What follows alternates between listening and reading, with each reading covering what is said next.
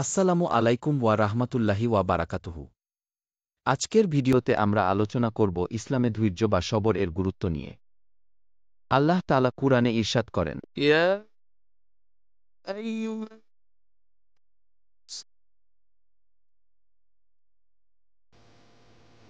إن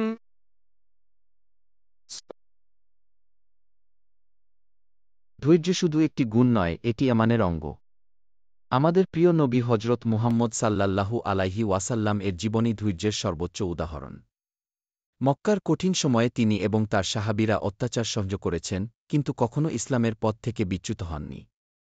মক্কার কাফিররা নবীজি সাল্লাল্লাহু আলাইহি ওয়াসাল্লামকে কতটা কষ্ট দিয়েছে, কিন্তু তিনি তাদের জন্য দোয়া করেছেন। তিনি বলেছেন, হে আল্লাহ, আমার সম্প্রদায়কে ক্ষমা করুন, কারণ তারা জানে না কি। আমাদের জীবনে ধৈর্যের গুরুত্ব অপরিসীম। সমস্যা, দুঃখ, কষ্ট বা অসুস্থতা আসতে পারে, কিন্তু ধৈর্য ধরে আল্লাহর উপর ভরসা রাখলে তিনি আমাদের সাহায্য করবেন।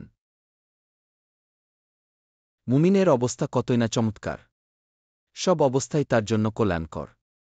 আর এটা শুধুমাত্র মুমিনের জন্যই হয়। যদি সে সুখ পায়, তাহলে শুকরিয়া আদায় করে, আর যদি কষ্ট পায়, তাহলে ধৈর্য ধারণ করে কি। সহিহ মুসলিম। তাই আসুন আমরা আমাদের জীবনে ধৈর্য ধারণ করি এবং আল্লাহর উপর ভরসা রাখি। ইনশাআল্লাহ তিনি আমাদের সব কষ্ট থেকে মুক্তি দেবেন। জাযাকাল্লাহু খাইরান ভিডিওটি দেখার জন্য।